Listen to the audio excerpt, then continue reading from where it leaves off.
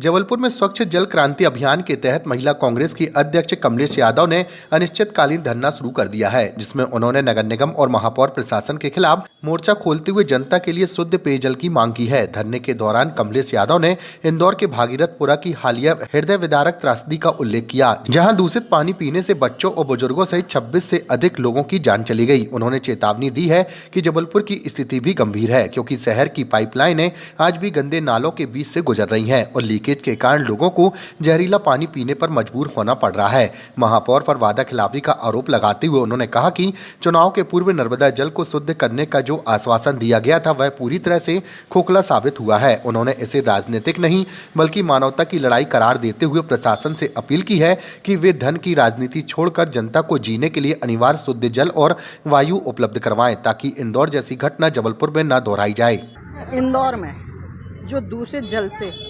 मौतें हुई, चाहे वो छोटा बच्चा हो 6 माह का, चाहे बूढ़े हो चाहे जवान हो, इतने 26 लोगों से ज़्यादा की मौतें हुई। भागीरथपुरा में जिस तरह की त्रासदी हुई है, उसी को लेकर हमारे शहर अध्यक्ष सम्मानीय सौरभ शर्मा जी के नेतृत्व में ये अनिश्चितकालीन धरना प्रदर्शन रखा गया है और इसी कड़ी में आज महिला कांग्रेस इस धरने पर बैठी हुई है। और मैं माननीय महापौर जी से कहना चाहती हूँ कि आप बड़े बड़े वादे करें, बड़ी बड़ी आपने घोषणाएं करी और आपने सबसे पहले साइन किया था कि हम नर्मदा को शुद्ध करेंगे सबसे पहले, पर आज तक देखें तो नर्मदा में वो दूषित जल बह रहा है। शहर की पाइपलाइनें नाली के अंदर से जा रही हैं, 40-40, 50-50 साल पुरानी नाली में जो पाइपलाइनें गई हैं उनमें लीकेज हो रहा है और वही दूषित जल शहर की जनता पी रही है। आप समझ रहे हैं कि हम लोग यहाँ पर ये धरने पे बैठे हैं, ये हमारी जनता से, आपसे जनता, ना बीजेपी से और ना कांग्रेस की, ये लड़ाई हम सिर्फ मानवता की लड़ाई के लिए बैठे हुए यहाँ पर। और माननीय महापौर जी से ये कहना चाहते हैं कि आप, जनता आपसे सिर्फ यही चाहती है, ना आपसे पैसा मांग रही है ना धन मांग रही है। जनता चाहती है कि जिस तरह से हमने आपको जिता के शीर्ष पे बैठाया है वो सिर्फ इसलिए कि आप हमें शुद्ध जल दें, शुद्ध वायु दें, और जो आज तक नहीं हो पा रहा है। आपको चाहिए कि आप इस कार्यक्रम में शामिल होकर इतना तो कह सकते हैं कि हाँ, हम शुद्ध जल देंगे और ये व्यवस्थाएं हम जरूर करेंगे। वही भागीरथपुरा में देखें, आप इंदौर में देखें तो बड़े बड़े जो नेता हैं वहाँ पे जो विजयवर्गीय जी हैं, खुद उनकी विधानसभा में ये कृत्य हुआ है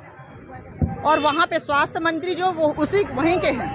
उसी विधानसभा से स्वास्थ्य मंत्री जी आते हैं, फिर भी उन लोगों को, वहाँ की जनता को शुद्ध जल नहीं मिला, वो दूषित जल से मर रहे हैं। वही क्रिया यहाँ पर फिर न दोहराई जाए, इसी लड़ाई को लड़ने के लिए आज ये कांग्रेस परिवार यहाँ धरने पे बैठा है और आज हमारी सभी बहनें यहाँ पर धरने पे बैठी हैं। और हम चाहते हैं, माननीय महापौर जी से, माननीय आयुक्त महोदय से भी यही मांग करते हैं कि हम चाहते हैं कि हम लोग ये लड़ाई सिर्फ जनता के लिए लड़ रहे हैं। कोई मेरे घर का या मेरे कांग्रेस परिवार बस का कार्य नहीं है, ये सबको,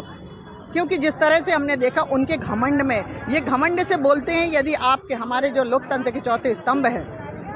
उन्होंने भी ये बात पूछी तो वो एक बोलते हैं कि ये घंटा, तो कैसी आप लोकतंत्र में आप हम लोगों को वो जी रहे हैं। हम लोग कहीं ना कहीं ये दूषित जल पी के, ये वायु जो प्रदूषित हो रही उसमें रह के जनता बीमार पड़ रही है। हम चाहते हैं, माननीय महापौर जी से भी यही मांग करते हैं कि आप कहीं ना कहीं आप हम लोगों के साथ आएँ और आकर, क्योंकि हमारे जो माननीय अध्यक्ष जी हैं और हमारे सारे पार्षद हैं, ये दूषित जल जो आप देख रहे हैं यहाँ पर रखा हुआ है, सैंपल ला के रखे हुए हैं, ये सारे वार्डों में दूषित जल जा रहा है, उसको शुद्ध करें, यही हम सबकी मांग है। जय हिंद, जय भारत, जय कांग्रेस।